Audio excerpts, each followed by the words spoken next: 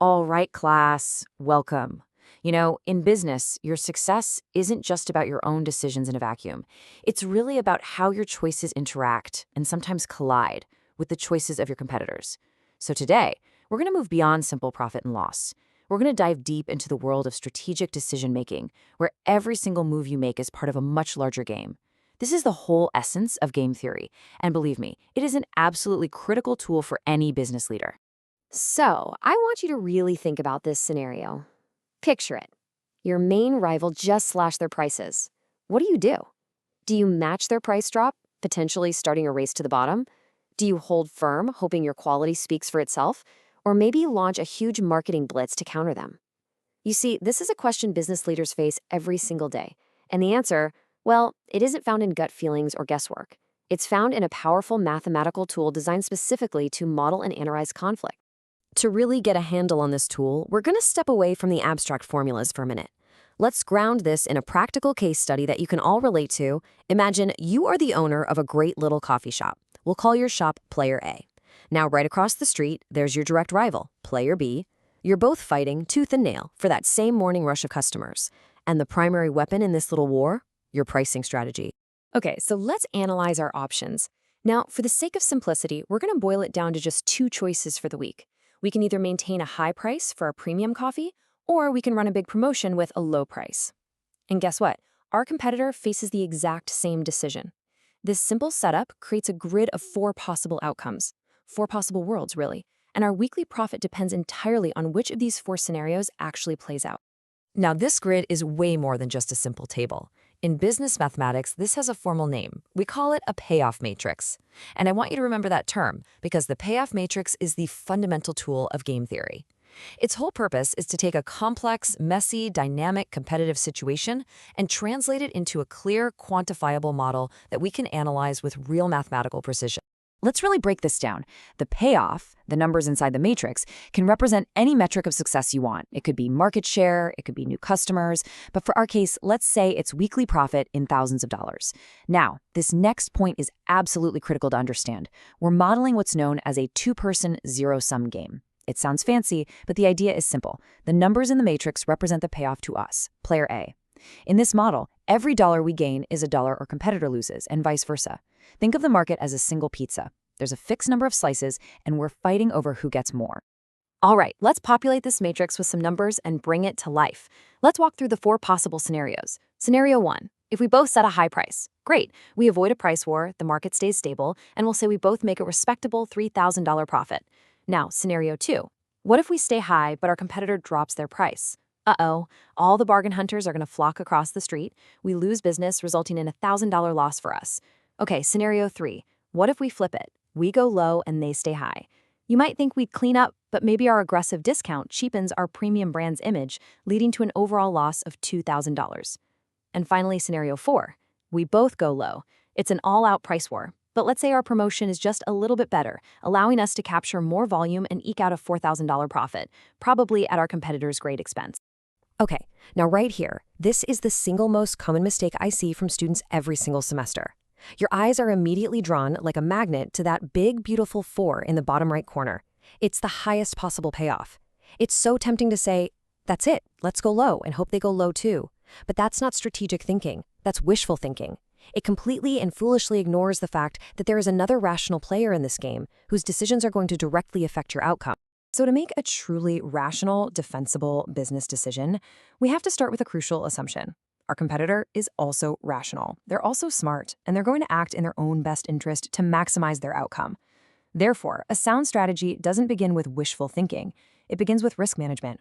We have to start by protecting ourselves using a very conservative strategy.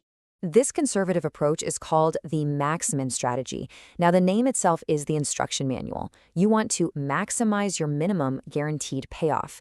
It's a defensive posture. You're essentially asking yourself, all right, in a world where my competitor makes the exact move that hurts me the most, how can I still guarantee the best possible outcome for myself? It's about finding the best of the worst case scenarios. Let's walk through it together. Okay, look at our first option, our first row, the high price strategy. If we choose this, what are the possible outcomes for us? Well, we could make $3,000 or we could lose $1,000. So the worst case scenario for this row is -1. Now let's analyze the second row, the low price strategy. The possible outcomes are a loss of 2,000 or a profit of 4,000. So the worst case scenario in this row is -2. So let's review. We have two potential worst case scenarios. One is losing $1,000. The other is losing $2,000. The maximum strategy tells us we have to choose the best of these worst outcomes. And obviously losing only $1,000 is much, much better than losing $2,000. Therefore, our conservative, risk-averse maximum strategy is to choose high price. This guarantees we will do no worse than a $1,000 loss, no matter what our competitor decides to do. So our own defensive analysis points us towards setting a high price. But that's only half of the equation. We're not playing solitaire here. Making a decision based only on our own worst-case scenarios is incomplete. A master strategist, kind of like a chess grandmaster, doesn't just focus on their own pieces. They're constantly trying to anticipate their opponent's every move. To find the true optimal strategy, we now have to step into our competitor's shoes and analyze this entire game from their perspective. Okay, so since our gain is their loss, what do they want to do? They want to minimize our maximum gain. This is called the minimax strategy. And again, the name tells you exactly what to do. They want to minimize the maximum payoff they might have to give to us. So they're looking at their options, and they're asking which choice will limit the amount of damage my competitor can possibly do to me. Let's analyze this from their point of view. Let's look at the columns. If they choose column 1, their high price strategy, what's the worst that can happen to them? Well, the worst for them is the best for us. So for us, the outcomes are 3 or -2. The maximum we can gain, and thus the most they can lose, is $3,000. Now look at column 2, their low price strategy. Our outcomes are -1 or 4. The maximum we can gain here is $4,000. So from their perspective, they're staring at two potential maximum losses, losing $3,000 to us or losing $4,000 to us. A rational competitor playing defensively is going to choose the strategy that limits their potential damage. They will choose high price, column 1, to cap our potential gain at $3,000. Choosing low price would open them up to a potential $4,000 loss, and that is just an unacceptable risk for a smart player. And this is the magic moment.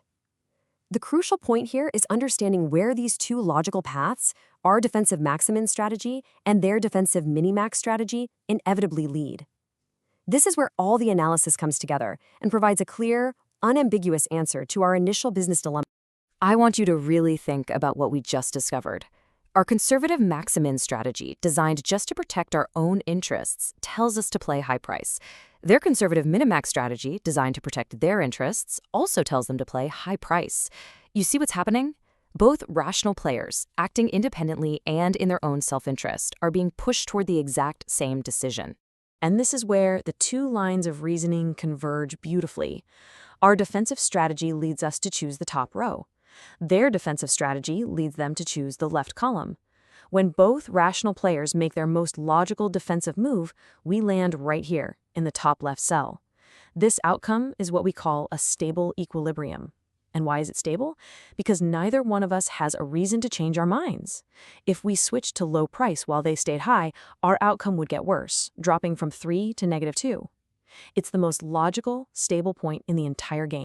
So the logical, optimal strategy for both coffee shops is to set a high price. Now, do we get that jackpot of $4,000 we were dreaming about? No, we don't. But we also completely avoid the potential losses of -1 or -2. More importantly, we achieve a stable, predictable, and positive outcome. And that right there is the real power of strategic analysis. So you might be thinking, okay, Professor, we spent all this time on one tiny little matrix about coffee shops. So what? Well, this so what is huge, because the method, the way of thinking, is far more important than these specific numbers. This framework, it's a powerful tool for thinking that's applicable to marketing, to negotiations, to product launches, you name it. The key takeaway for you today isn't the number 3 or 4, but the framework itself. This is a model for strategic thinking. It trains you to map out competitive scenarios, to systematically analyze every potential outcome, and, so critically, to get out of your own head and see the board from your competitor's point of view. It's about replacing hope with logic and making decisions based on rigorous analysis, not just a gut feeling for the best-case scenario. At the end of the day, it really comes down to this. When you simply chase the highest number on the board, you are making an emotional decision. You're basically gambling. But when you perform this maximin and minimax analysis, you are making a strategic decision. You are anticipating your competitors' rational moves. And understanding this process, well, that's what separates a manager who gambles with a company's future from a leader who strategizes for its long-term success. This brings us to a final and crucial question. Our entire analysis today was built on one key assumption, that our competitor is rational. But what if they aren't? What if they're unpredictable? What if they're emotional? Or just make sloppy mistakes? How in the world do you play against an irrational opponent? Well, that's a much more complex game. But understanding the rational foundation we've built today is the absolute essential first step to mastering the fascinating and dynamic world of business strategy.